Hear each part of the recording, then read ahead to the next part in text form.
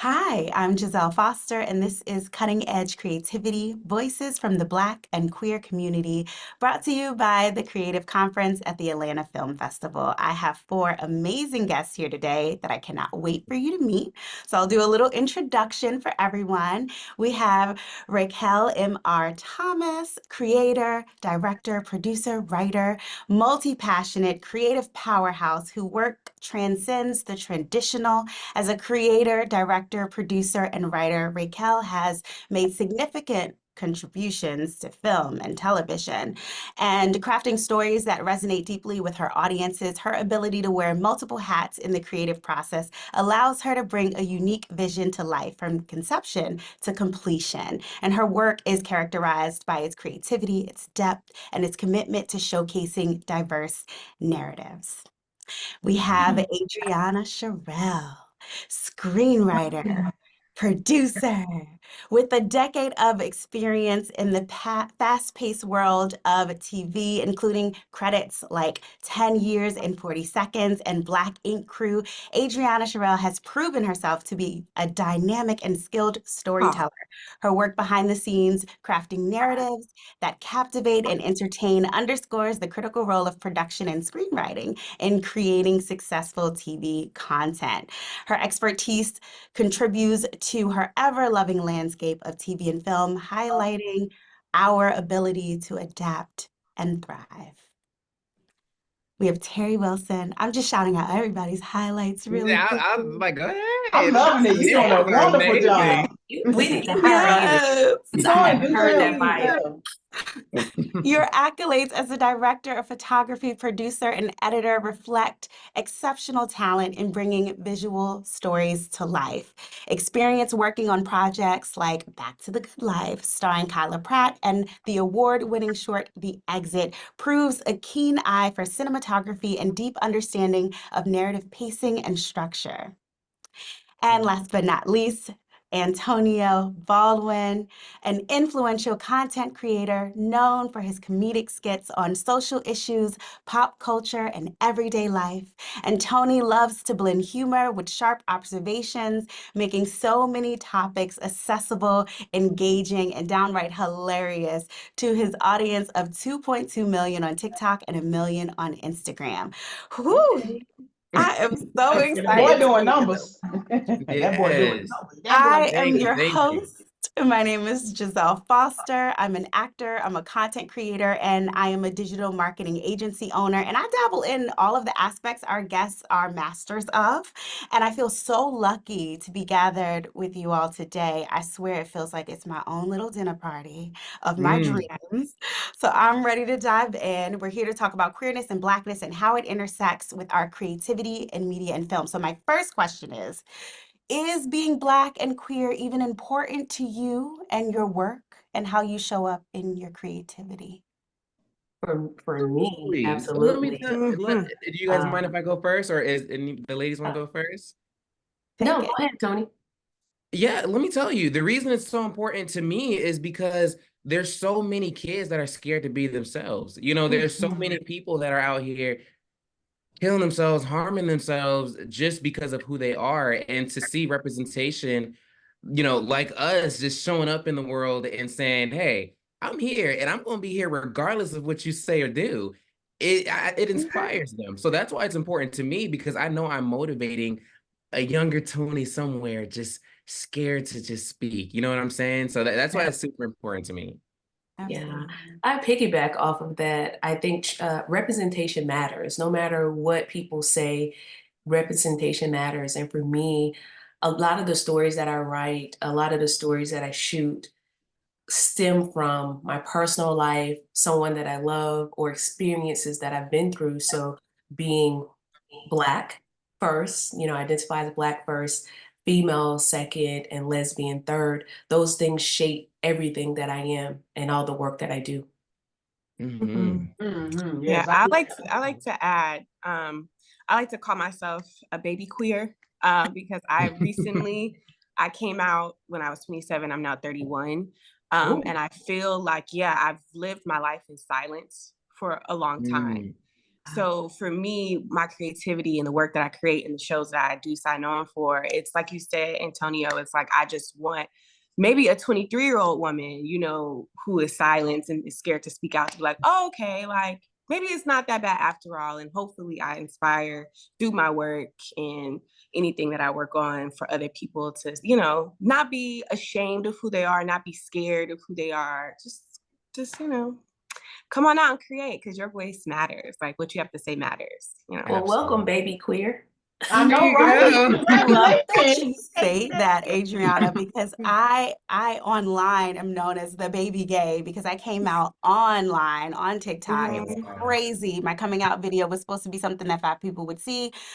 2 million people later, I was like, oh, I'm so uncomfortable. I guess I should block all my family members so I can come out. That happened in my 30s. And so it's been really important for me to find community and not only that, find inspiration. So I want to know, where are you guys getting your motivation from? You're talking about motivating other people, but where do you find your motivation, your inspiration? Me personally, I get all of my most of my motivation from my muse, which is my lovely wife.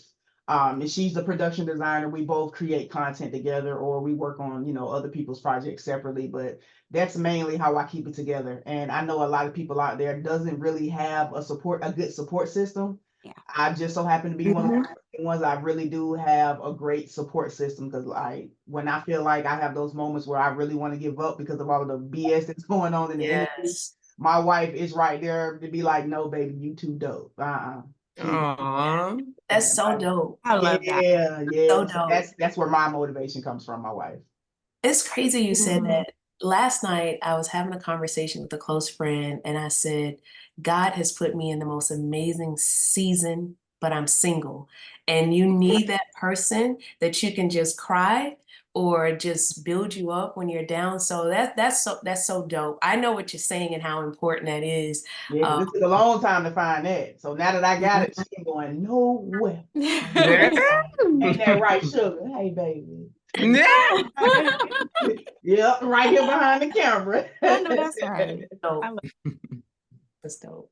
So let's talk a little bit about that. So we're going up against these things that make it a little bit difficult, that requires us to have this inspiration, this motivation. What are some of those things? Can we talk about, if you have an experience to share about, you know, not getting the recognition that you deserve or not being fairly compensated, and how you handled those I don't think we situations? got enough time on this call to go through all the things on there, because I'm sure I'm not the only one on this call that done went through the craziness that goes on in this industry, especially like okay, dealing with shady producers that will tell you one thing, hide money from you, won't tell you the full budget, and try to micromanage every department because they have already spent the money. And then they're looking at you like you crazy because you're actually doing your job, but you're made out to be the bad guy. That happens more so often than you think, especially to us queer Black women like myself. I have been going through that constantly throughout my career. And I've been doing this for 15 years, and I've produced and shot over 50 films, multi-award winning, and I go through it all the time. That's why I started producing my own projects and There doing you go. yeah, because I'm like, I got to be in control of that budget, because it's a beast out here. It's crazy. I feel like the baby in this group, in particular, I kind of really got serious at the top of COVID. And TRANSworld Atlanta has been kind of the one thing that has buzzed, but I've shot and filmed 8 different projects at this point. But TRANSworld Atlanta got the nomination and a nod from GLAAD this year. So we are a nominated show. Congratulations. Thank you so much. I'm so humbled. I'm still shocked because I grew up in a very liberal family, very religious liberal family. We went to church every Sunday, every Wednesday for Bible study. And I had a grandmother who really stood up for me. I think I came out in the 9th grade, and she said, okay, if you love her, I love her. We told our whole family, and it was like, oh, okay, fine. And we kind of knew already, but I'm glad you felt comfortable enough to tell us. And that drives a lot of my motivation. I grew up with a transgender cousin. So TRANSworld is not new to me. And this is in the 80s before there was a word for transgender. So I've always been very much so attached to the community. My first marriage was to a trans man. I have children with a trans man. And those things all motivate me. I think we are so colorful and so beautiful. I've been able to live my life kind of going under the radar as a lesbian because I don't look gay. And when people, Yeah, when because people look at me, know, I can't get past that. and it's crazy, you know, I'm a commissioner in my county. I sit on the board for foster care review for the state. And people just act like they don't know. I was married, my second marriage, which was a baby nightmare, to a very powerful woman. And we walk into rooms and people just pretend that we're just not lesbian. So I think we have to stand up for each other. And that motivates me. It motivates me to let people know, oh yeah, I like girls. Sometimes, you know, trans men, I don't know, but I'm over here, I'm in this group of people and I'm so proud. And that motivates me every single day to get up and do what I do. And it's not easy. Budgets, oh my God. Being an independent filmmaker is stressful. I had a very difficult day yesterday, literally. And it's the first time I've cried. And I think that's healthy, but I was like, Let it why out. am I doing this? Somebody come help me, hug me, love me, something. Yeah. No, that is very powerful. Both of you guys said so far. I feel like how to deal with not being recognized, because Lord knows I don't have my share. And my thing is, I believe in breaking my own doors down, and I believe in waiting for someone to give me an opportunity, because before following the path of social media and, you know, expressing my art through that, I was very traditional actor and very much being in callback settings. And Lord knows I love to talk. So my problem is I would sit in there and try to make 1,000 friends in this space that, you know, we're all technically competing with each other. I didn't like that environment. So my idea was, okay, well then I'm going to create a better environment where people feel safe to talk to each other, or to have like a conversation and no one's competing with each other. We're here to celebrate and we're here to show our talent and have fun. So I created Tony Talks, and then I kid you not, that from when I made that decision, I've been presented with so many opportunities just because I started my own path that wasn't as traditional. And that was the door that I brought to me, you know what I'm saying? And then I learned from experience that from this point on, I'm gonna keep finding my door. I'm not gonna keep waiting for people to throw doors at me, because that's when you start feeling anxiety, you start feeling stress, you start feeling all this stuff of like, no one pays attention to me and da da da da. Well, you gotta pay attention to yourself first, you know, and you have to show up for yourself so then you can show up for everybody else. And that's what this whole journey has taught me, and I'm so grateful for it. It's all God. That's what it is. Keep opening those doors. We're stronger together as well. We are so much stronger Absolutely. together. No one realizes that. It's not a one-man show. You know, we're all better together. Yeah.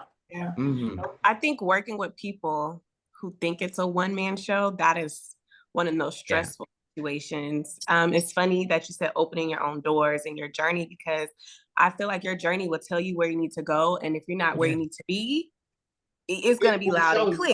Okay. You're going to feel it. You're going to feel it. Yeah. And you try to for me, for example, last year after I finished, I think Basketball Wives, I was like, I need money. So I started working with the online personality on their skits that they do. And so I was bought on because it was like, okay, well, you have this experience and you have this experience, and like, come get us organized. I was like, I got y'all. This is what I do. Mind you, I'm not being paid, you know, what I was being paid, because it's like, okay, you're my friend. I got you. This is what we're going to do. I was being paid monthly. And when they realized that I was serious, this is a man, by the way, a very religious man. So when they realized that I was serious about what I was doing and I was good at what I was doing, it became a problem, because now people are looking for me for answers instead of him. And that was something that I guess his ego couldn't handle. And me being, a lot. oh my God, that was my first time dealing with it. And I was just like, the first time. I had Girl, to. let me tell you now, it's not gonna be your last. Trust me.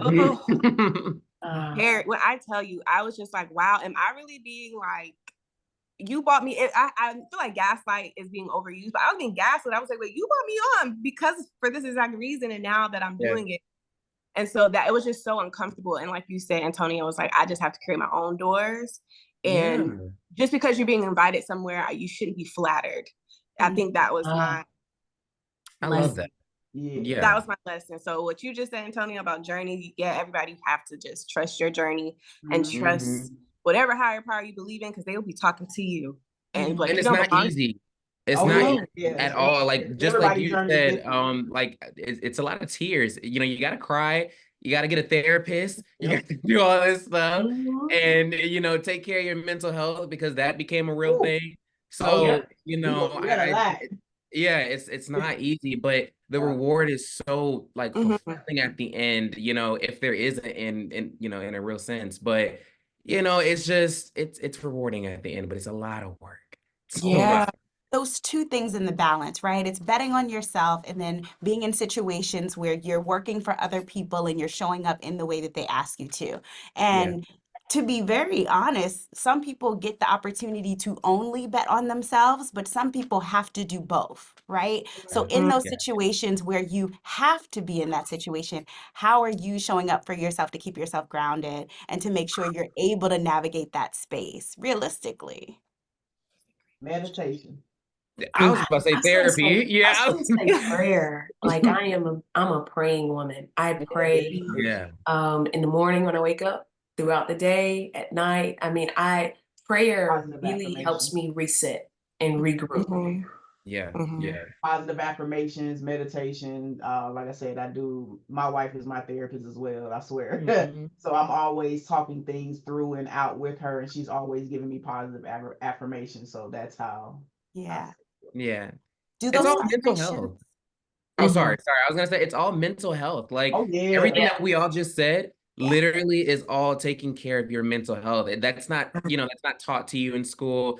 That's not I mean, now it's more so of a big conversation, but back then it really wasn't. So like, you know, in our field, it's more than physical, you know, your 9 to 5 is truly like, you know, your 24-hour, and you really have to take care of hard because yourself. you go through a lot of depression. You're like, you have a lot of low points. Yes. You have a lot of low points in this industry, and it's really how you decide to deal with them, because they're going to come. There's nothing you can do to prevent these low points, but it's training yourself to deal with them the right way so that your mental health remains intact so that you can get up the next day and keep working. But they're coming. That's the key. That's the key of staying, like keeping it together. You know what I mean? Because you got to have those positive affirmations. It's very important that you talk to yourself in a positive mindset. Like you have to, because if you don't, you are literally headed down a downward spiral, further down a downward spiral, and you don't want that. You don't want that. And what about channeling that work or that energy and putting it into your work? Can anyone speak to that? What does that look like for you? I feel like that is therapy. Like I feel like that is truly all of my videos is talking about my life problems, but like exaggerated. So I put all of life's stressors into my content. And I feel like as creatives, as all of us, that is, you know, you put all of life into what you do in some form or fashion. And that's how you handle stuff. That's why I'm grateful that God gave us, like, you know, these creative outlets, or we had something in our brain that said, you know what, I'm gonna turn this into something instead of sitting here and like, you know, being extremely depressed over it. I'm gonna share it to the world in a creative way that makes them inspired. And how you feel actually, you know, translates very well through your work. If you pay attention, you look closely, like you can really see that. You can really see but that. I think all creatives use their everyday lives to create. I don't know. It's for me, it's impossible not to. Everything that I go through, the good, the bad, the ugly, and everything in between, you're going to see it in my work. I don't write anything without a gay character, period. I don't write scripts without gay characters. So I think as a creative, we're all channeling the heavy days into our work, the sad days, the grief that we go through, the depression that we may go through. It all shows up in our work. And I think that's what makes it great. I think that's how you relate to people. I think that's why you end up being connected to each other. I think that's why you fall in love with an Antonio and you've never met him. That's why you fall in love with him, because you're connecting. I think as creators, we're able to connect with people because we're sharing real things in an art form. Especially when it comes to, you know, Black and queer art, people really connect personally through our content. And you've been seeing that since the very beginning, you know what I mean? So I think that's a beautiful thing, that we can actually put our authentic selves in our work, and it actually shines through our work. Yeah. Are you often thinking about, as you're creating, you're expressing yourselves, are you often thinking about how your work is being taken in, what you're representing? It poses the question of what's your responsibility and what's not, right? There's not a lot of representation when it comes to queerness and Blackness. So while you're creating, are you concerned with that? I'm very much concerned with it, because I didn't see a Black female DP until I was that Black female DP for my first major network project. So it was very important for me to see myself behind the camera, where I had never seen no one that looked like me behind the camera. You know what I mean? And then further along throughout my career, when, especially like when the strike was going on, that inspired others by them walking on set, seeing me in the position that I was in, because they walking up to me telling me like, you the DP and you a female? They let a Black girl DP? Okay, well, I'm gonna stay then. And I'm like, damn, okay, cool. Oops, excuse me, I don't know if I was, but you know, that made me feel so good. So it's like, yeah, it's very, like, representation is important. It is. Yeah. I think it's twofold, because sometimes on one hand, when I work, I don't realize it because I'm so in the zone working, until, like you said, Tery, somebody appears. It's a lifestyle. You don't look at it as work because you enjoy it, you love it, man, and it shows in your work, and you can tell when somebody loves what they do. Yeah. And I think that it's a testament to all of us and what we all do, because when somebody walks up to you and they're like, oh my God, I didn't know that this was what you were doing, and I love this. I'm like, oh, really? I'm like, okay, girl. Well, that's right. That's exactly how it is. Because we're just so tunnel vision. Like, we're so tunnel vision. I think the second part, and I'm just like, well, this is what I gotta do, you know, like, and if I don't, what else is there? And then on the other side, like you said earlier, all of the characters that I write and the stories that I create outside of like my day job, I'm very selfish, but I know that the selfishness comes from a good place, because I write and create what I want to see, what I haven't seen, what I need. And so with that, then that helps other people. Yeah. I think that, and we see it all the time, not to throw names of movies out there, but when people create what they think the audience wants to see, it never does well. And then the trailer drops and Twitter eats it up, because it's like, this is not it.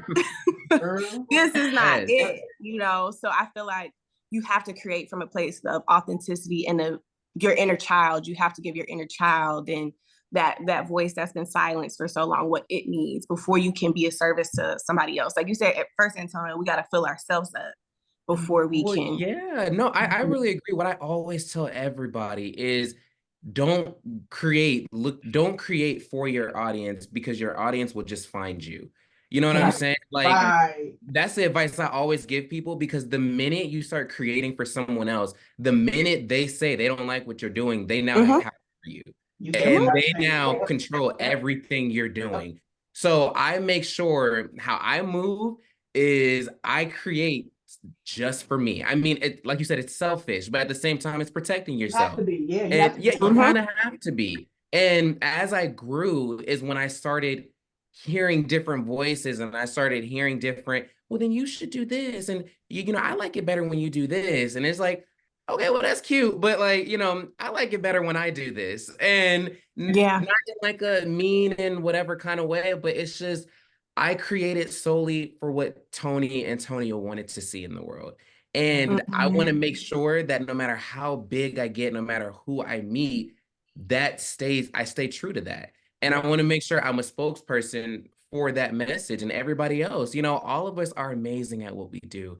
And I feel like the reason we are is because we're staying true to what we do and why we do it. So to answer your question, I'm more so focused on what I want to create tomorrow than what I should create to inspire a whole community, because I feel like me being myself is what inspires them. Yeah. Right, right. Let's Art is subjective. Art is subjective, so it's very important that you bring your authentic self to Yeah. It's very important. Yeah. Is there a sense of responsibility within that? I'm guessing. And I want to ask this to you, Raquel, because with TRANSworld, you are centering trans joy, right? You could have taken that a myriad of different directions, but you chose to show the joy. Do you ever feel responsible for what you're putting out there and how it's being received in that way? And does that help you make a decision like focusing on joy? I feel responsible for being the example of showing healthy, positive lives, and these people happen to be transgender. I do not feel responsible for how it's received, if that makes sense. So once you see it, Love that. because as a creative, I'm so naked with TRANSworld. You know, I have 2 children. I had to talk to my children before doing it, my mom, people that I love, because I knew it wasn't going to be the popular thing to do. I could have done a lot of things with the budget I had for TRANSworld, but I felt obligated and, yes, responsible to share a story that will be around for the next 100 years. So for the little boy, the little girl that feels trapped in a body that they shouldn't be in, they have some source to go and find on the internet. Oh, this is what I am. The people on TRANSworld, that's what I am, because in so many places, small nooks and crannies throughout our country, kids don't know that transgender people exist. So it was a responsibility to show young people, keep fighting, because on the other side of where you are right now, you have us. We're here. We love you already. You just haven't found your tribe yet. So I feel very responsible to put it out so I save a young person's life. It gets dark. It gets dark when you feel like you're walking this road by yourself. Oh yeah. But I never feel responsible for how a straight white man may perceive it. That's your problem, not mine. I know you're right. That's good. So that, I hope that answered your question. Love that. Oh. Yeah. Yeah, I know. So, That was beautiful. She said it all. I know everyone's speechless. I mean, you just dropped the mic. That was amazing. that was great. So, I mean, let's dig a little bit more into this concept, and especially with you, Raquel, in like TRANSworld and like the type of media that you're creating. Do you feel like you've been able to push the boundaries of traditional media and like really create things that are cutting edge because of where the landscape is going in the industry when it comes to like media and streaming and things like that? Absolutely. TRANSworld, I was praying and I asked God to give me a project that's going to matter to me 20 years from now, despite how well it does. And I went to bed and I dreamed everything you saw in season 1. So when I tell you, when I chose to do this project, I knew what I was walking into. And I was very confident that whatever the outcome was, I was going to save one person's life. And that's all that mattered. Sometimes I get emotional thinking about it because I've had some death threats. It has been financially overwhelming to produce the show because I'm also the executive producer of it. But I know for sure that it matters. It absolutely matters. The GLAAD Award was kind of the nod. I wasn't getting a lot of recognition for it, to be honest with you. A nod here and there, but in my hometown, people act like it doesn't exist. I mean, it never comes up. I am celebrated the most when I leave home. When I come into Atlanta, it's like, oh my God, thank you for doing TRANSworld. But here in South Carolina, it never comes up. I have never had a conversation about it here in South Carolina. Never. Yeah. Y'all don't do that. I can understand that because you said. I'm sorry, you keep dropping the mics. I know. I'm like, right. I was gonna say, perk back up. Don't do that to me. I mean, I'm telling you, I cried yesterday. I'm literally in the process of season 2, and it has been. It's like the second album, right?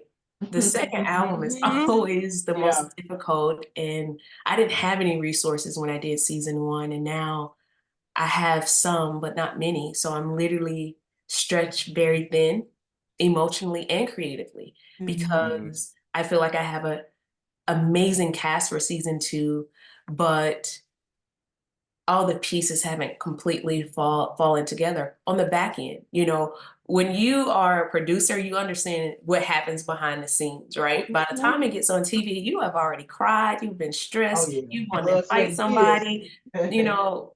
So it's tough, but it's so rewarding, and I wouldn't change it for the world. Yeah, that's why for me, like when I run my sets, when it comes to the producing part of my hat, because I wear many hats, it's important to me to make sure people understand that yes, we can be Black, I can be a female, yes, I am queer, I can also be a professional. Oh, It's important for me to, you know, let people know, like, okay, when you step on the Tery set, oh yeah, you know, I already know you're gonna have fun. We already know it's gonna look good. We know it's gonna sound good. You're gonna have fun. It's gonna be very professional. And the reason why I say that, because there's been a lot of stuff going on where a lot of people come in from out of town. They do a lot of filming here, and they leave a bad taste in Atlanta's film industry. Come on. And y'all know what I'm talking about. Yep. And it's mostly people who are not from here, you know what I mean? And I get it, like it's very lucrative to come down here and, you know, film and get these different places for cheap, and you got access to all of these many different things. But just know we are all like, we know what we're doing. Some of us don't, and it's a lot of bad apples that have spoiled it for those of us who are really doing things here, that who really love what we do, and it shows through our work. But it's a lot of bad producers out here, like I said, that literally leave a bad taste in your mouth.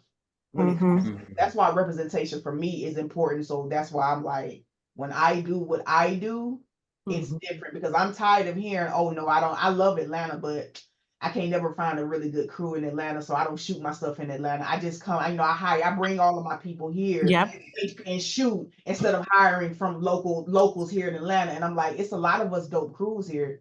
It's just a lot of bullshit. You got BS you got to weed through in order to find us, unfortunately. Wow. So we have to curate. Crazy. We have to create our own. I was about to say, we have to curate our own culture, like a culture of our own, which adds another level of pressure and stress, which is Raquel. When we got silent, I was it's like you got to prove yourself all over and over, especially in queer community. Like I can't front. It's heavy. So that's where my silence came from, because it's like, I felt for you, because it's like, not only do we have these identities that we navigate every day, we have these dreams that we want to accomplish, these goals that we want to accomplish, but it's also about, because not a lot of people have been in our positions, it's like now we have to curate a culture and curate a safe space for the people coming up behind us. It is a lot of pressure. It's a lot of pressure. Because you got a lot of people who are at the helm who are not that experienced at the helm. They've been grandfathered in. So when they meet someone that actually knows what they're doing, that person becomes the bad guy. Always. So that makes me an a-hole because I know what I'm doing. No, you don't know. Just listen. All you have to do is listen. And observe. Listen and observe. You can't get better. Ask questions if you don't know. Don't let your pride and your ego get in the way. And that's a big one. That's a big one. Like, you don't know, it's okay to ask. Like I tell people that all the time, and I always bring people call me, they inbox me, hey, I see you got a lot going on. I would love to just come work on set. Okay, cool. You want to volunteer? No problem. I'm never afraid to bring in new people, but I'm also never afraid to say, I have no fucking idea. Help me. I don't know. Help me, please. Call somebody. I know somebody that you have to be willing to be a student. Right. You never not a student in this industry because it's constantly evolving and changing. Yep. And the minute that you think you're no longer a student is the minute that you're gonna fail. Yeah. Mm-hmm. And that's where Right. community is so important. So have you guys had experiences where people have reached back to grab you, and have you been practicing that in your career too, reaching back and pulling up other people as well?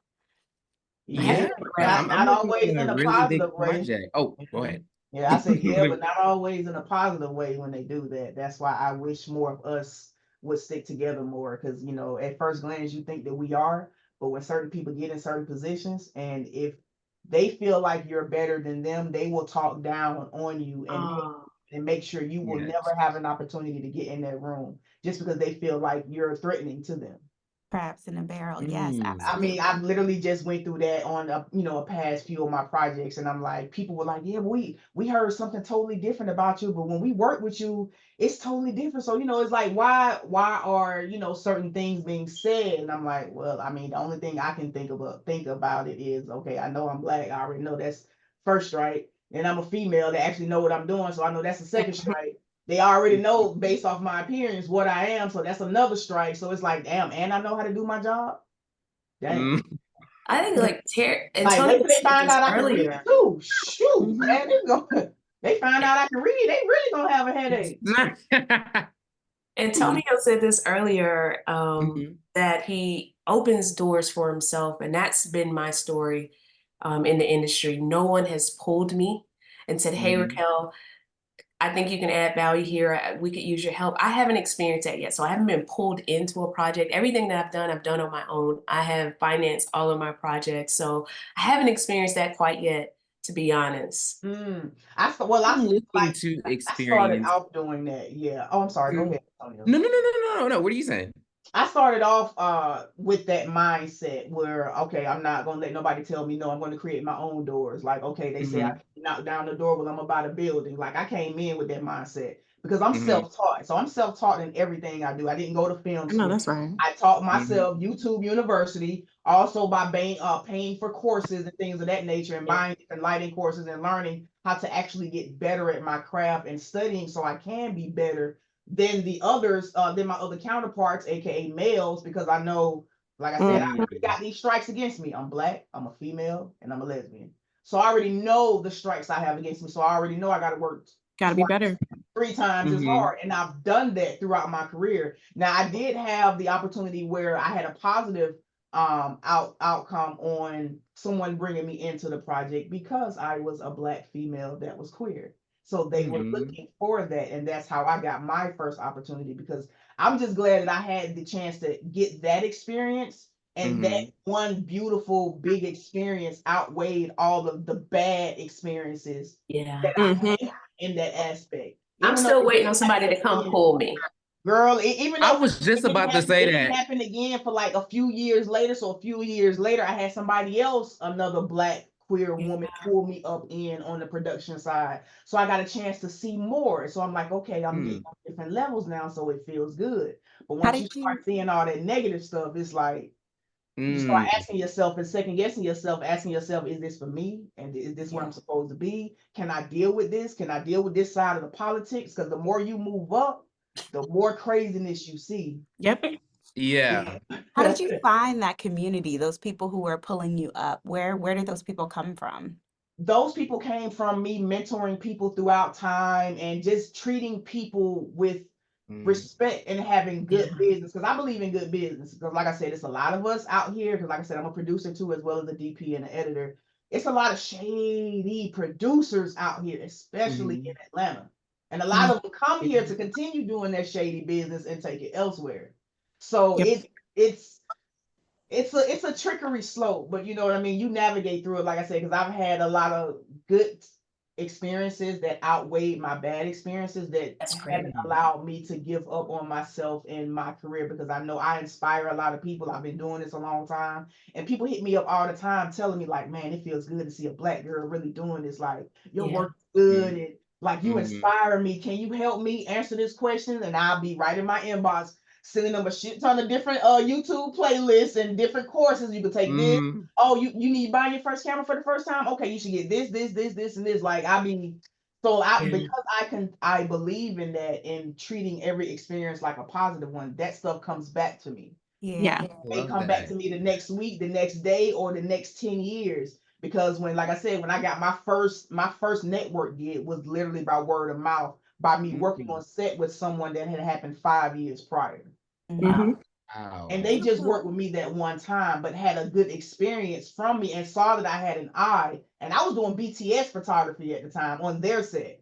They Mhm. referred me to someone who came here from LA looking for a Black female DP. And I was the first person on their mind because that person was following me and watching me throughout my career, watching my progression. Mm. And was Mhm. like, you looking for a Black girl? And she a lesbian too. She know what she doing. She know her stuff though. You know what I mean? And she was like, okay, well, let me meet her. Had the meeting and everything worked out. And I was like, wow, what made you hire me? And she was like, my friend referred you and I trust her judgment.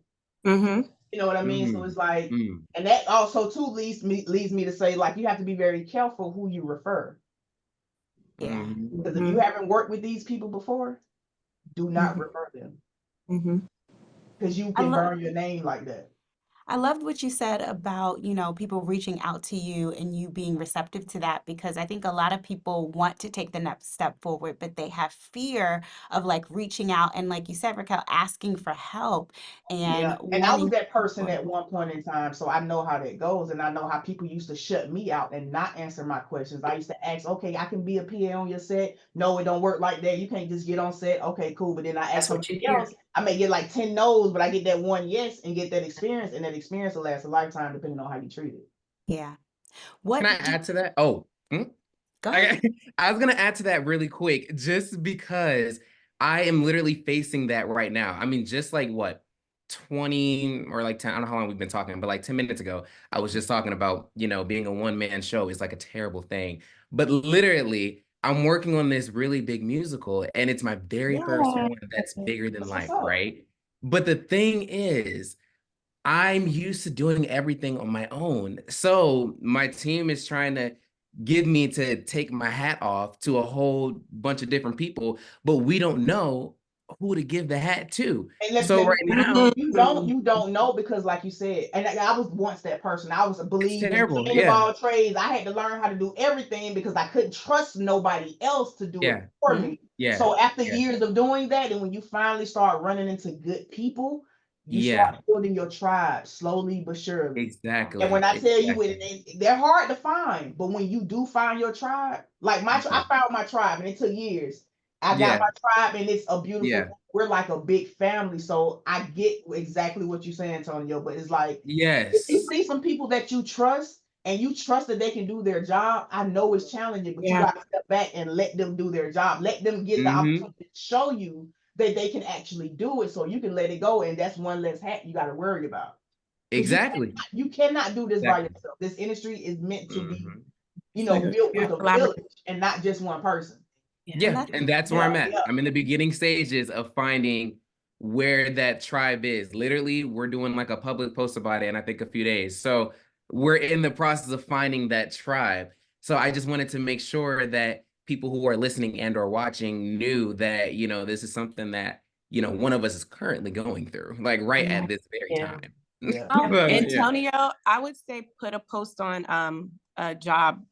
I don't know what the position is, but I will use Staff Me Up and also Write that Facebook down. groups. Yes, do Staff Me Up. You can put posts up there. But also Facebook has a lot of different groups, like Atlanta Film Community, And I Women can Who Work refer some Reality people to you TV. too. Like if you post a Mhm. post, I can because I'm in about 100 different film groups. I can blast it. I can do a blast. Yeah.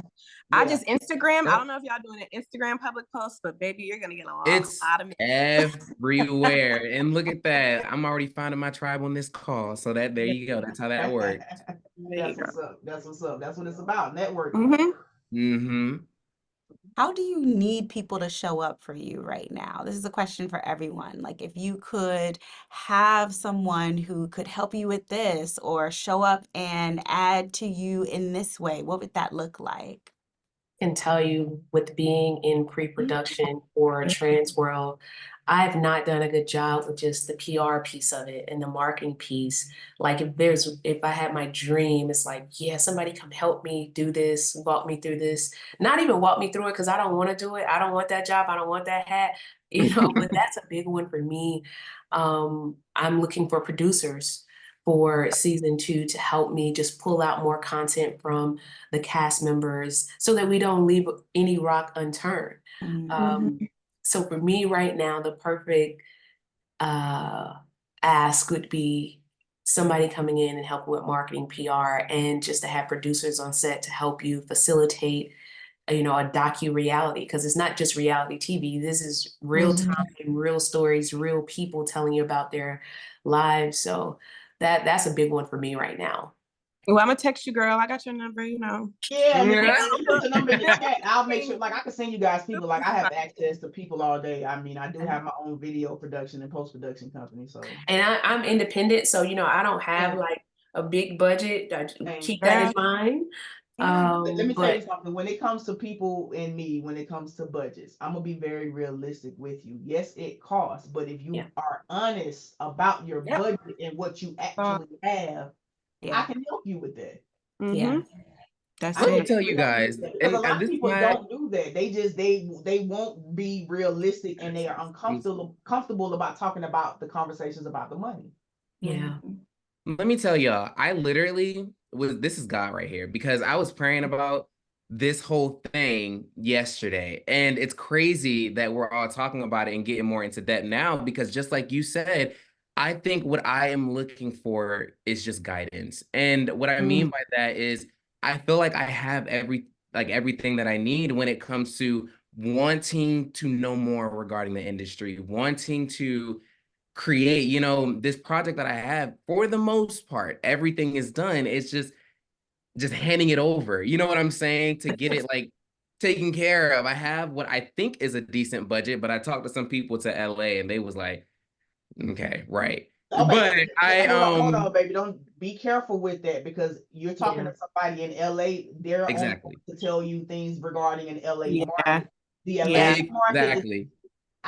That's baby. My number. That's what I learned.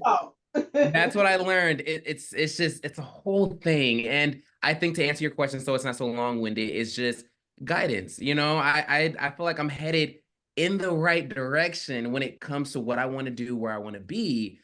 But I feel like speaking to someone who's physically, I'm the first in my family and the first around everybody who knows me. And it'll be nice to, being that trailblazer is cute. It's a cute story, whatever, but it's not fun. It's not fun. And it'll be nice to speak to another trailblazer who's doing it in their family or their thing, and learning from them and just getting I'm a first college graduate in my family.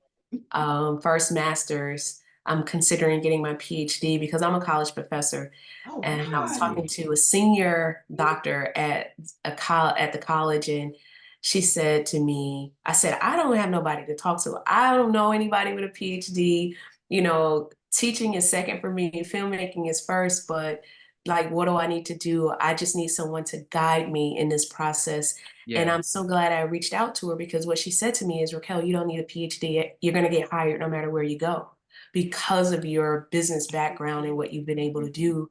But if I had not had that conversation with another trailblazer, with someone who's walked the path, with someone who could have guided me, I'd have been probably applying for PhD programs. Right. Yeah. Guidance is definitely important. Yeah. I think right now, we networking with each other. So, like I said, my number is in the chat. You guys can feel free to hit me up anytime and pick my brain. Everybody's throwing out numbers. Yeah, my number was in there first. And for the people watching, right? There's an opportunity to create community as well outside of these individual connections. Finding people who are having the same conversations as you, doing the same things as you is really important, and supporting other people too. Finding out what people are doing, how you can support them, how you can show up for them. I kind of want to hear about your own journeys with like self-funding and things like that. So I think I want to talk to you, Tery, about, you have 2 features you're working on. Where Ooh, are you in the yeah. self-funding project process, and how is that going? How are you finding Where that? our first feature we're working on is called Store Run. It's one that my wife wrote and she's directing. I'm producing it and doing everything else on it. So we funded half of it. Right now we're looking for 60K to finish the rest of it. Yes, it has been a challenging journey dealing with investors that say one thing and do another, or flake out or lie, going through that aspect. So now it's just coming back to the drawing board and figuring out, okay, well, I had a lot of people that made false promises to me, so I can't go that route, but I'm going to keep trying and I'm not going to give up. You know what I mean? Because I'm not in a position to fund it myself because I already spent, a couple of thousand on filming the first half of my movie. So I got the first half of my movie filmed. Mm-hmm. I just need 60K to finish the rest of it. Mm-hmm. So that's where the challenging part is. Like I said, meeting different people and different potential investors who just don't really do what they say they're going to do. So that's where I am at in the process. In the past, I have self-funded a lot of my own stuff. I self-funded my first action movie called Standpoint. And I actually had a few names in it. They ended up being names later, but I had a few names in my project. But I self-funded that myself through working at a job. I was working at Apple, like doing overnight chat support. And I was literally working 12-hour shifts at nighttime, third shift. And during the day, I was going out filming, finding crew, and doing a lot of this stuff myself and still learning. So I have a background of self-funding my stuff, and now I am learning to navigate the landscape of finding investors to navigate that world to see how that goes. It hasn't been going good for me thus far, but I haven't lost hope because I know my work is good. I know my content is great. It's just getting the right person to see it, who actually believes in me, that can see the vision. And I know that's a process, and you have to be very patient in this process because a lot of people think that this stuff's supposed to happen overnight. Nah, it's a marathon, not a sprint. Yeah. To add to that, it's two things, right? When you're trying to build your own community, then I'll get to how I fund it and stuff. You have to support other filmmakers, genuinely support other people in your industry.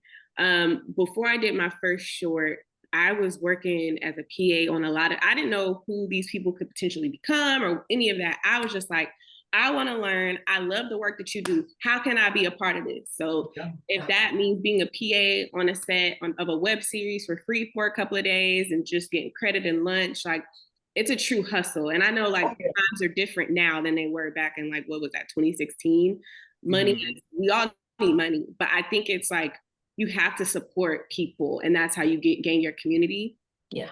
I've been blessed with a lot of jobs that I've been given is because of my community, because it's word of mouth, like you said earlier, Tery, based on the work that I put in and the genuine support that I give people. It's not because I want anything. And that's why I will say, Antonio, you said LA.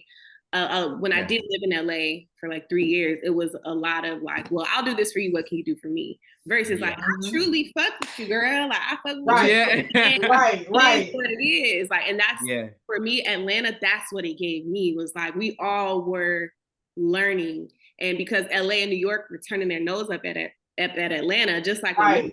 We created our own lane. We created our own lane down here. Right. How are we gonna do this? Because I support you, you support me. So then that led me to my own projects, right? Where I learned from the people that I worked with. I was open and honest about my budget. And for the people that are watching, you may not have the funds, but people invest in you as a person. That's what I've learned. People will show up for free to help you. Yes. Yeah. So if you just come to the table hey, this is, I was making pitch decks. I didn't have no budget, but I made pitch decks, everything for my projects. And I would go to my DPs and hey, this is what I got.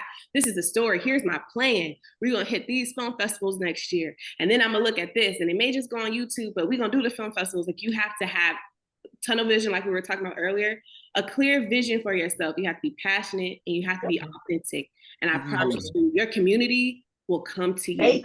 Girl, say it again. Say it again.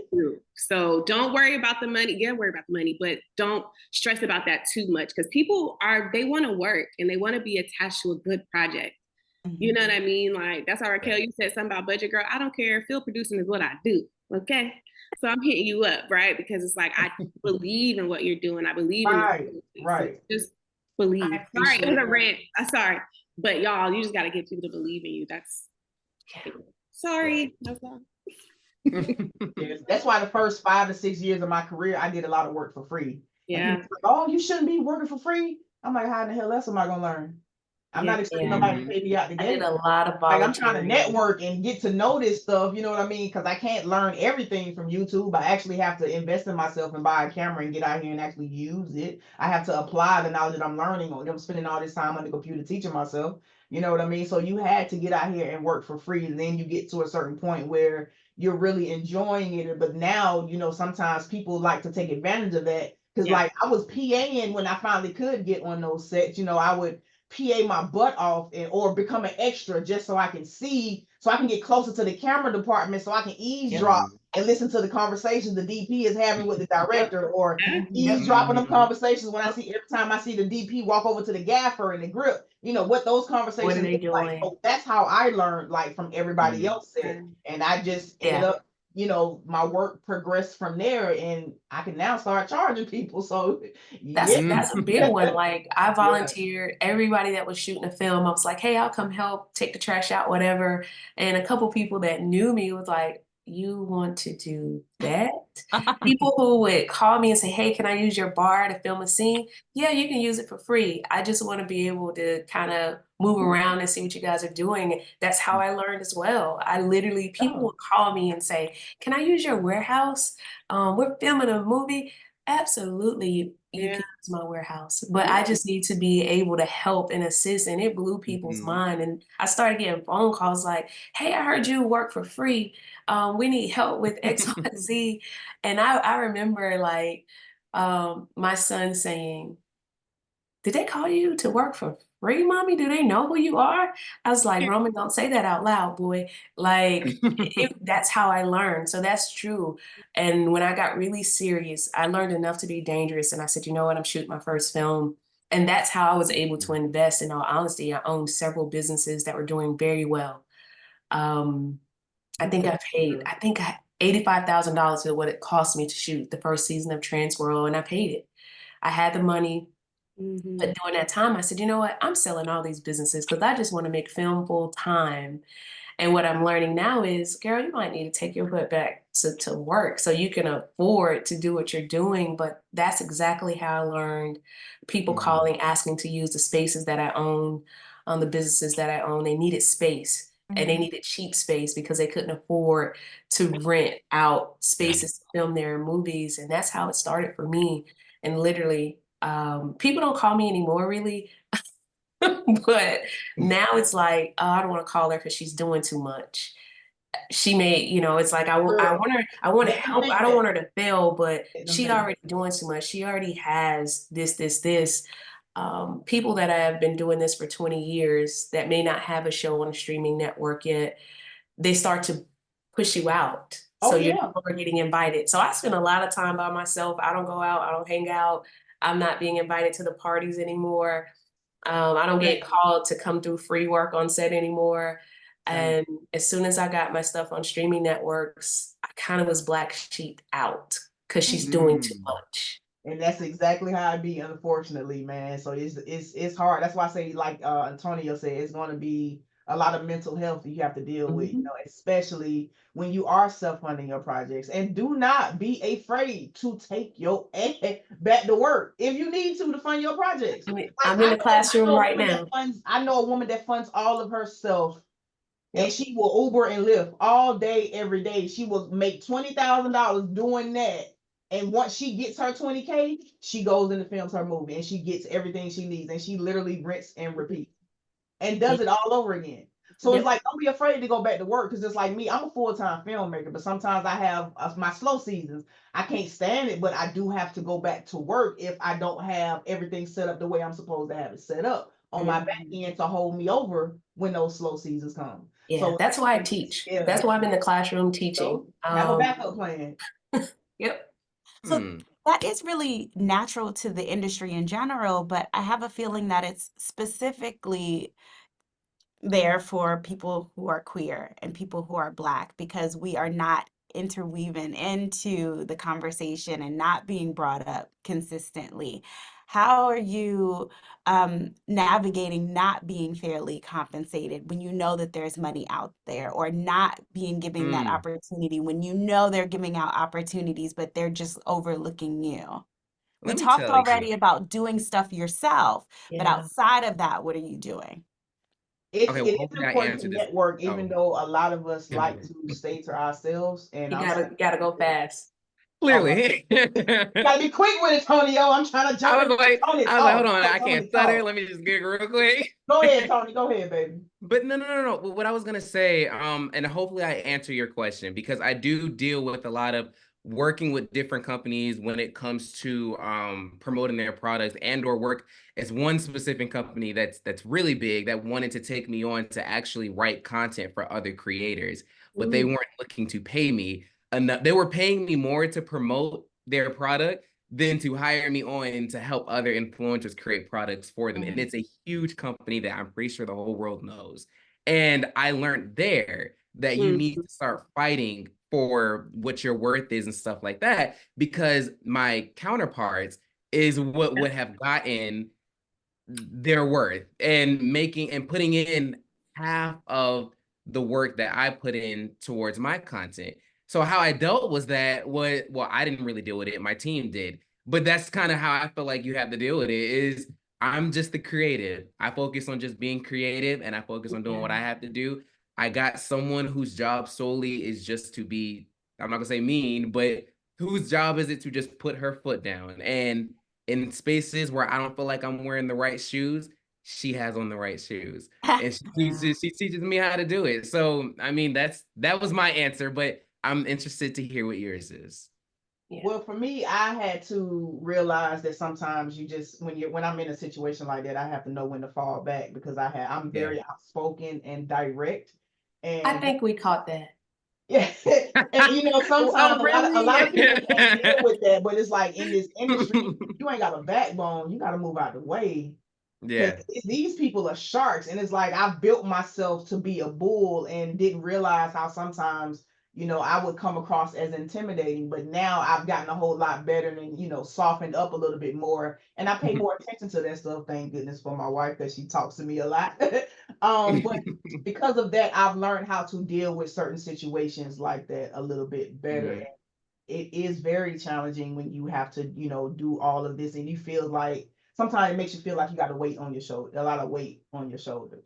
I've had Mhm. some odd opportunities where people call me to write something for them.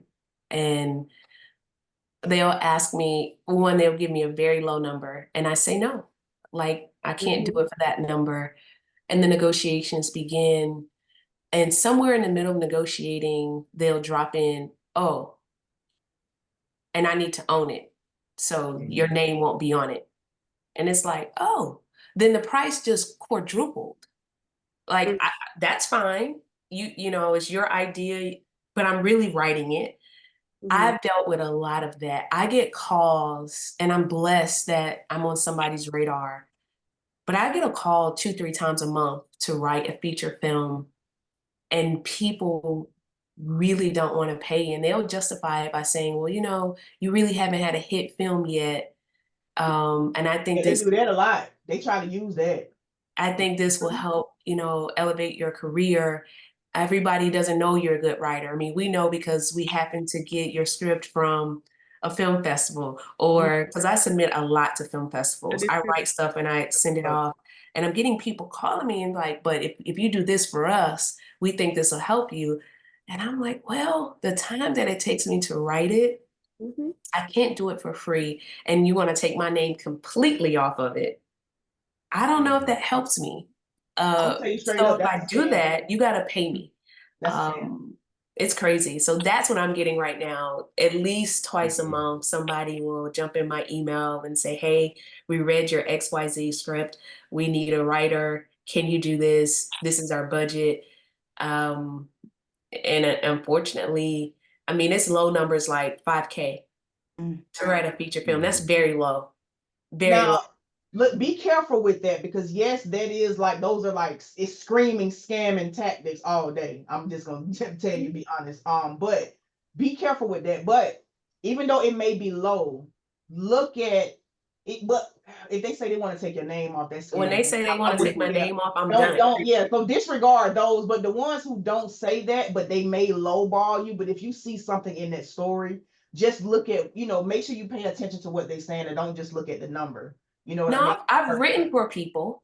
I've written things at that price for people that I just trust too, and have built reviews. Okay, so so you. But when I know that taking my name off of it is a big one. Because I've been approached with that countless of times throughout my career. Like I've even had, I'm gonna say he used to be an A-lister, but I was approached to start a film fund, and how it was presented to me, whereas it was like, okay, well, we're going to use your work. We're going to secure a $10 million film fund, but we want to use your work to do it. Okay, cool. That's fine. I'm okay with that. How much am I going to get compensated for that? Oh, you'll get about like maybe 50 to 80K. Huh? But you mean to tell me you're using my entire library to take to different people to get money that you won't even really give me like at least a quarter of, to at least put into my own content? Yeah. And I'm supposed to take this as, like it's supposed to be good? Or like when somebody comes to me and be like, okay, well, I want you and your crew, and you know what I'm saying, I got $5,000, but I want y'all on set for 10 days. Huh? Adrianna, I want to hear from you too, because you've worked on some really big projects. I've been on a lot of big projects, and that's the crazy part, because then I'll get in those certain rooms that's like, yeah, we came to you because we love your work. We big fans. Time for the contract negotiations to come down to the money. Yeah. Oh, can you send us this? Can we see your work? I thought you seen my work. How did you come to me? So if you see my work, now all of a sudden it's an issue because I am negotiating my funding. No, I'm not doing net 30. No, I'm not doing the next 60. You're going to give me 50% up front. You're going to get everybody on my crew 50% up front, and we're going to get paid in 7 to 14 days later. Like, I'm okay with that, but you're not going to sit here and tell me I can't take this, that, and you're going to give me what you want to give me, but you want to literally not, I don't want to say rape me, so to say, that's a bad choice of words, but I already know, judging by when I have conversations with people, I already know how it's going to be on set. I already know if I'm going to go into overtime. I already know how much it's going to cost. I've been doing this that long. I can look at a script, literally break down your budget, tell you how much that script is actually going to cost you. I can tell you exactly how many days it's going to cost you, and I can tell you everything you need to know about it. Don't undermine me when it comes time for conversation. And that's frustrating because you know what you want to do. You know what I mean? Yeah. It's frustrating because you know the money's out there. You know they have pockets for And it. it's plenty. And they're not. Absolutely. And so we hope, right, that people stay inspired and they continue to keep doing the great work that they're doing, like you guys are doing, which I want to hear more about. I want to talk to you, Adrianna, because you're working on a film about a therapist that I find very interesting, that I wanted you to talk more about, because I feel like we're not hearing as many stories as we should be hearing. So what are you working on right now? Yeah, so my last reality show that I worked on, it was difficult because as a Black woman, I had to speak up for a Black woman who's on the cast, who's being painted to be the angry Black woman. Listen. Fighting them battles. I love reality TV. Okay, it pays my bills, but for some of the stories, because I'm a Black woman, I feel like I'm the voice of reason. And I had to like step up and be like, hey, we're kind of painting her to be the angry Black woman here. We gotta stop this. How did that conversation go over? Not the best. I mean, they still painted her the way they wanted to paint her. However, I felt good for standing up, and some things didn't get added into the edit because of that. Like, this is just not fair, because her situation, I would be angry too if I married a man and he divorced me and leave me my 3 kids with nothing. You know what I mean? Like, I would be angry. She has every right to be angry, right? But we can't tell her story this way. And of course, network execs don't look like us. They don't have our, that whole story. So you know, I just felt good for standing up for her. And that, because of that situation, I came up with this idea of like taking back the narrative of the angry Black woman. And so I wrote a script already, but it's basically called Sapphire. Quick history, Sapphire was the first angry Black woman on camera back in like 1930. Like they created this, it was very intentional the way they created Sapphire. Wow. And that has haunted us for years. And so basically, I created a therapist. She's a therapist by day. She's helping people by day. And then she's a serial killer by night. Ooh, oh, yes, I'm so loving quick. that already. You said that so casually. See, I just like, that on up in there. Yeah, I'm sorry. You know, but for me, it was casual. I was like, that's how I do. I'm like, I'm pissed off. I can't kill nobody, so let me write a person. Yeah. But it just really takes back that narrative. Like, I do have every right to be angry. Solange made a song called Mad. Like, you have a right to be mad. So I wrote the script. I did submit it to a few festivals and Jordan Peele's No Drama competition. So prayers up for that. Yes, ma'am. Yeah, thank you so much. I'm where you are with, like, we need more stories out there. We need more characters out there. Like, I feel like with Black women, we always have to have it together. And the strong Black woman, we always got to be like the Olivia Popes or the Mollies. And I think that's why people really navigated to Issa with Insecure, because she didn't have it all together. Right. Yep. Was, you know, like we listen, I just came out at 27. You know, I'm writing that. That's one of the hardest stories I've had to write.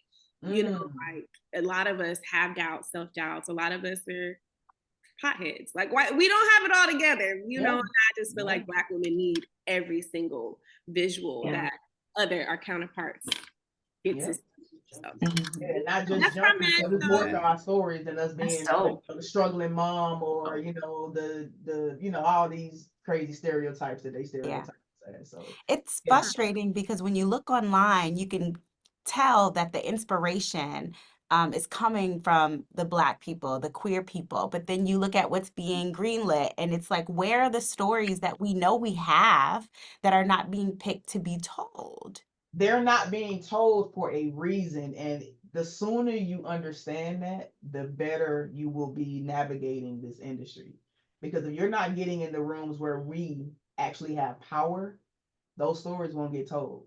Those stories won't see the light of day, which is why people are also adamant about creating their own lanes because of that. Because you got a lot of people who are not us telling our stories because they are the ones in power. They are the ones with the money. They are the ones that have access to the distribution.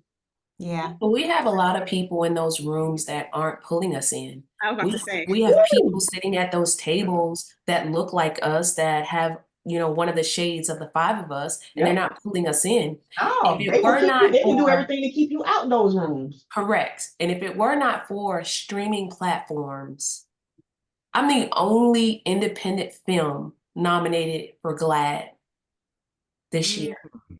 The only Tubi film. If it were not for Tubi and Amazon Prime giving a space for me to tell my story, I knew a Black executive at Sony. We were cool, I thought. Oh, he never responded. I called multiple times. He never responded, and he's at the table. He's sitting at the table. He's a part of the big conversation, Sony, HBO. He never even responded.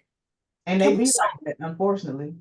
Can we talk about the perspective from the other side of the table? What is happening in those rooms that make it so impossible to reach out and bring people in, to feel like it can only be me, it can't be anyone else? I think they're protecting themselves. Like, if I do too much or say too much about the Black people, they're going to push me out, mister. I don't want to be pushed out. I need to keep my seat. Yep, it's politics. It's the politics. They are afraid to lose their seat.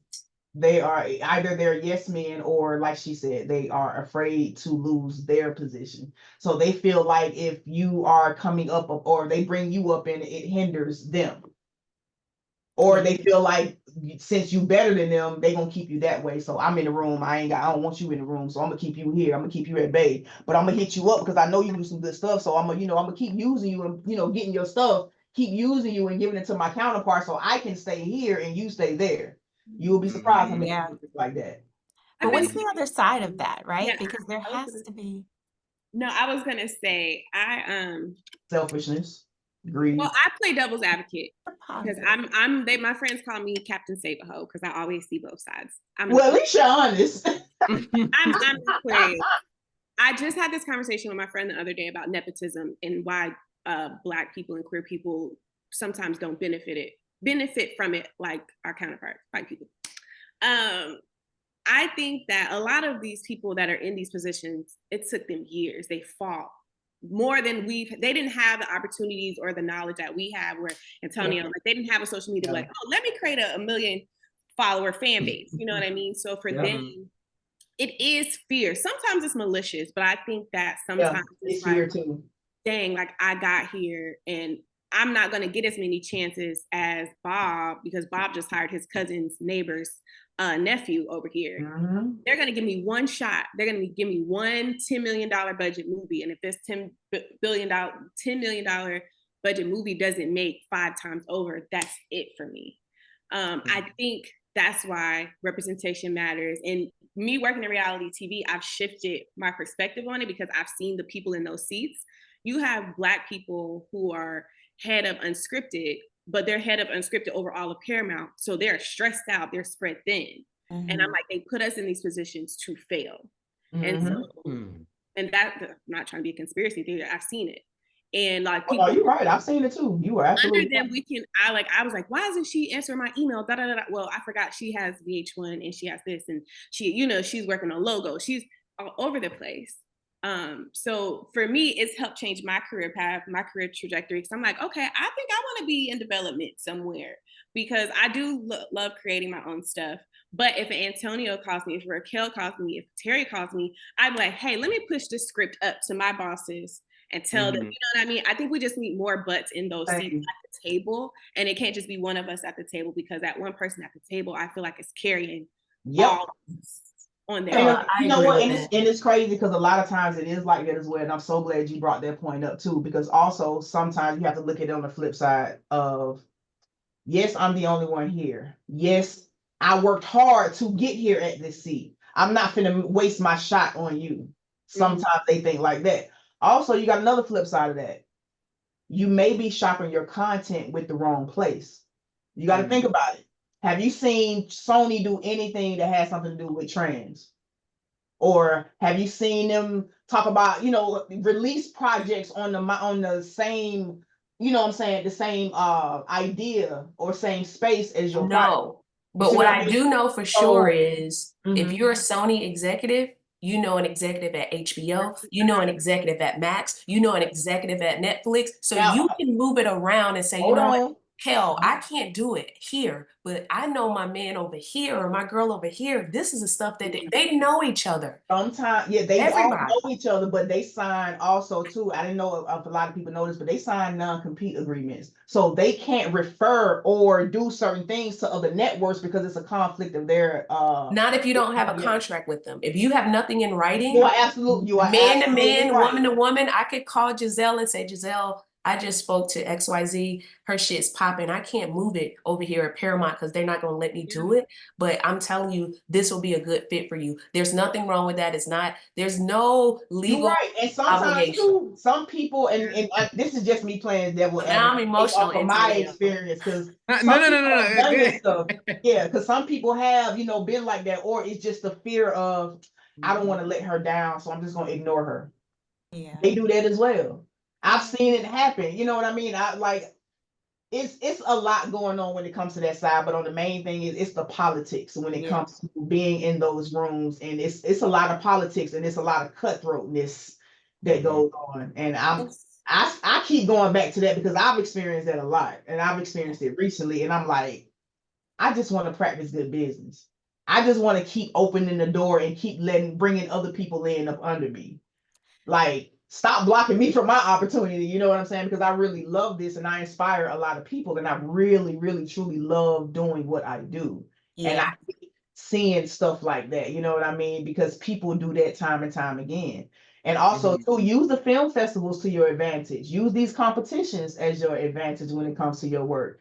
Don't always try to go to the networks, because a lot of times too, they won't talk to you because they don't talk to you about unsolicited material. You have to have representation. So they'll only respect you if you have certain things in place, because a lot of them are going off of the traditional mindset. There's so many layers to it for It's sure. I do so want to make many. sure, I want to make sure I get one more question out of you guys before I let you go. I feel like we've just been Time to talking go. about What? everything. We landed a lot about these barriers and these glass ceilings and stuff like that. So I want to hear from each of you a time where you felt like you were breaking a significant barrier, right? And what it taught you about navigating in your industry. I was rushing to answer every question, but this one I got to think about. So I'm gonna let you guys go That's your first. ticket out the door. Yeah, because that's a very, very big question. I think TRANSworld is groundbreaking. We see trans women, drag queens all the time. We do not see trans men.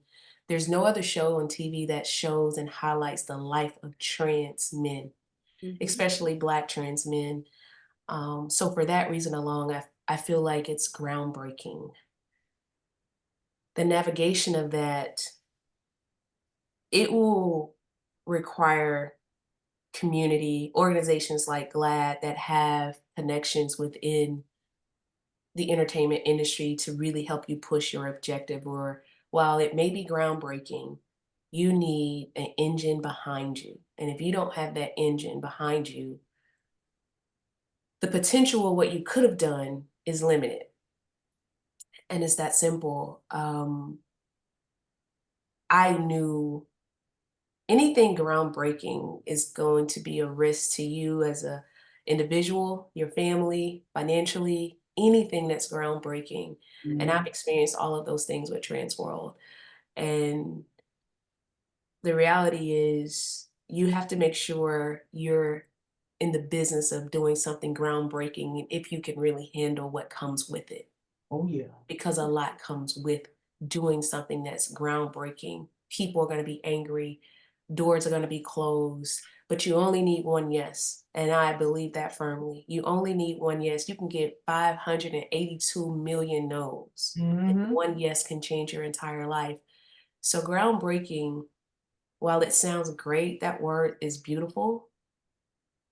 It's not an easy path to travel. Everybody. Yeah.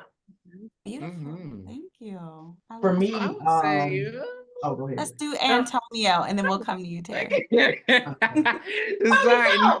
No, so honestly, it's all over the place for me. So realistically, I should have let you go first, but I just like to just jump into shit. I mean, stuff. So my thing is, my groundbreaking moment has solely been like a personal journey, I would say. And the reason I would say that is because I've always wanted to be the version of myself that my younger self is excited to grow up to be. And anything I do, even right now in this call, my younger self is just sitting back there watching me. You know what I'm saying? And like, it's very groundbreaking to know that my younger self is excited at what I'm doing, like talking to you guys, doing what I'm doing, the amount of people that watch me, the places that I get invited to. It's very selfish, but it's something where I'm excited to grow up to be me. And I think that I want to keep doing things that, make me want to, I make mistakes. But at the end of the day, I feel like I've done a great job for my age, where I'm at, me being Black, me being queer, like all that stuff. I feel like I've done an amazing job. So my groundbreaking experience or moment is just looking in the mirror and being proud of what I see. Beautiful. That's what's up. For me, my most groundbreaking moment was when I worked on my short called The Exit. And it's about Black men's mental health. And I felt like it was a groundbreaking project because a lot of men are not comfortable talking about their feelings or having a space to talk about their feelings. So my wife decided to shed light on that by creating a script, pretty much like a sci-fi drama, talking about that. You know what I mean? And it was executed very well, and we got a lot of praise from it. And like I said, it won some awards. And the main thing we kept getting back from it was like, thank you for showing this and portraying it the way the way you portrayed it on screen. And I'm like, I felt like that was very important because Black men, you know, they don't, like I said, they don't really feel comfortable talking about their feelings and how they feel. So to see, you know, the way that we portrayed it in our project, it was for me very groundbreaking. Beautiful. You're Oh. on mute. Your mic is muted. We can hear you. Oh, I was trying to say, yeah. Can you hear me? Yes. Yeah, we hear you now. To end all of that, actually, I have some really good answers, and I'm like still here thinking. I want to say a part of me is like still working towards my groundbreaking moment. And that's not to discredit any of the work that I've done. That's groundbreaking. Thank you. Girl. Thank you. I done the film festival circuits. Like I've independently produced 3 more projects. Yeah. But I'm like you, Antonio, where my younger self is still rooting for me, and I know what I'm capable of and what I want to achieve. So I feel like I'm still working to hit that moment. Like I'm proud of everything I've accomplished so far. Like I guess like the zombie film that I just did in 2021, it was great for me because Nice. I always wanted to see Black kids and Black people in a zombie film. It highlighted my city of Atlanta. That was great, but I feel like I still have work to do. And so I don't want to like get caught up on like a groundbreaking thing just yet. But it is like a lot of personal things that I have to accomplish. And like you said, Antonio, looking in that mirror and be like, girl, I'm proud of you, you know. Yeah, it's a lot. It's okay to coming stop out and celebrate at those small 27. victories. Yeah, It's okay coming to out at stop and celebrate 27. them. I think that's my ground. When I came out at 27, that's groundbreaking. Oh, that is groundbreaking. That's amazing. Yeah, it just hit me. Yeah, that is Yeah. beautiful. I love that. You guys are all groundbreaking. You're doing all of the things. For me, my moment, you know, has just been being able to exist full time creatively and being happy, right? To me, that's groundbreaking. Being able to be in rooms with people like you guys who are living your passions and doing what you set out to do. Groundbreaking. There's so much to be done, so many stories to tell, and I am so grateful that we got a little bit of time together to kind of share some of that. I really appreciate it. So I'm going to wrap us up by saying thank you to you guys, to our panelists, for sharing your stories, some aha moments. We got some real conversation in here. And just to remind those of you watching that this is part of the Creative Collective, and we have tons of other things for you to check out. And thank you so much for joining us. Yes, bye. You did great, Jazelle.